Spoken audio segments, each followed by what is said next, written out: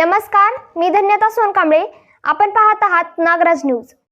पत्रकार दिनाच्या निमित्ताने पंचायत समितीच्या वतीने सर्व पत्रकारांचा गौरव. निलंगा पंचायत समितीचे गटविकास अधिकारी सोपान केले यांच्या वतीने निलंगा तालुक्यातील सर्व संपादक पत्रकार यांचा यथोचित सन्मान निलंगा येथील पंचायत समितीत सन्मान करण्यात आला. यावेळी गटविकास अधिकारी सोपान केले, सहाय्यक गटविकास अधिकारी संजय आडे, विस्तार अधिकारी सुरेश बळवंते, सूर्यवंशी यांनी मेहनत घेतली. यावेळी लातूर येथून आलेले ज्येष्ठ पत्रकार हरुण सय्यद, निलंगा तालुका पत्रकार संघाचे अध्यक्ष राम काळगे, सचिव झटिंग म्हेत्रे, ज्येष्ठ पत्रकार मोहन क्षीरसागर यांची प्रमुख उपस्थिती होती. यावेळी असलम झारेकर, पत्रकार संघाचे कोषाध्यक्ष किशोर सोनकांबळे, अध्यक्ष राम काळगे, सचिव झटिंग म्हेत्रे यांनी आपले विचार व्यक्त केले. यानंतर सर्व पत्रकारांचे पुष्पगुच्छ देऊन गटविकास अधिकारी सोपान केले यांनी स्वागत केले. याचे सूत्रसंचालन दत्तात्रय खटके यांनी केले, तर आभार सहाय्यक गटविकास अधिकारी संजय आडे यांनी मानले.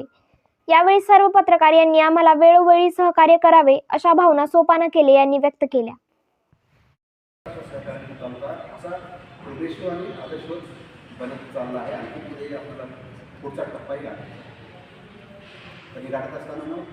आपल्याच्या सहकार्याशिवाय कुठलंही प्रश्न काम करू शकत नाही.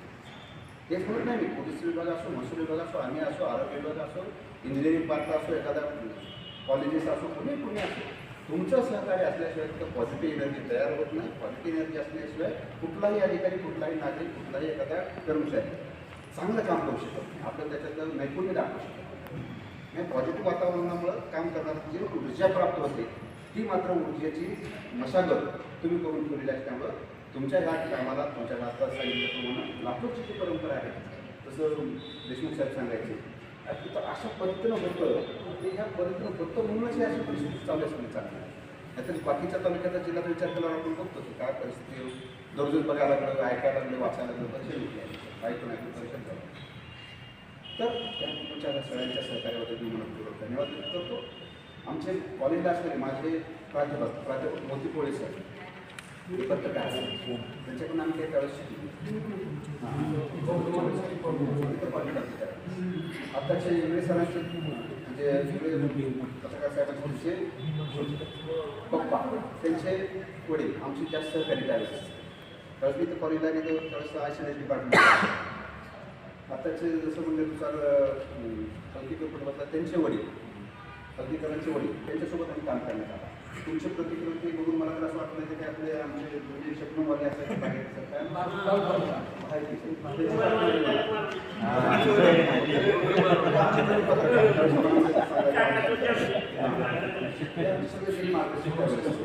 त्याच्यामध्येच हे आता सोबत आमचे मित्र काढला जुनी पत्रकार मंडळी त्या काळात.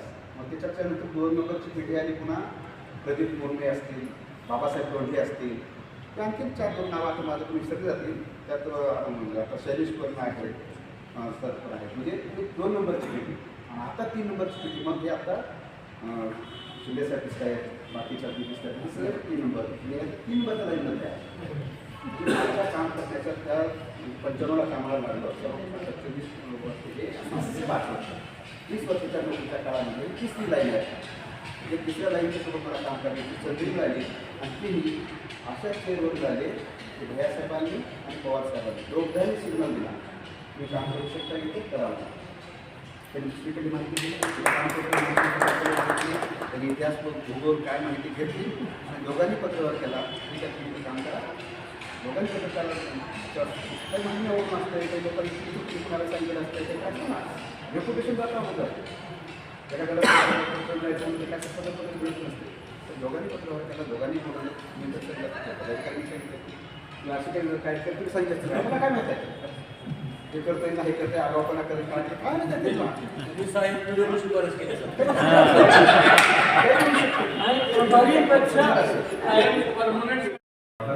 आपण माझं कौतुक करावं, कौतुक केलंय काय माझं काही म्हणजे तेवढा मी पात्र आहे का नाही पात्र माहीत नाही. पण बोललेल्या काळामध्ये पात्र राहण्याचा प्रयत्न करतो आणि जास्तीत जास्त माझ्या मायभूमीमध्ये काम करण्याची चांगली संधी मिळाली तर त्याच्यासाठी चांगलं रूपांतरण व्हावं, नागरिकांना चांगल्या सुविधा, चांगल्या दर्जेदार योजनांची म्हणजे प्राप्ती त्यांच्यापर्यंत व्हावी. विहीर मोठा असो, 1 फूट असो, 2 फूट असो, की रस्ते असो, की शेतीवाडीचे कामकाज असो, वाटण त्या लाभार्थ्यांना मागणीच्या प्रस्तावानुसार प्रस्ताव देण्यात येईल, उपसरपंचाला प्रस्ताव करायला लागेल, उपसरपंच करण्यात येईल, सदस्याला यादी द्यायला लागेल, कोणीही यादी द्या आणि मंजूर करून घेऊन जावं. असलं कामकाज चालू असते आपल्याकडे.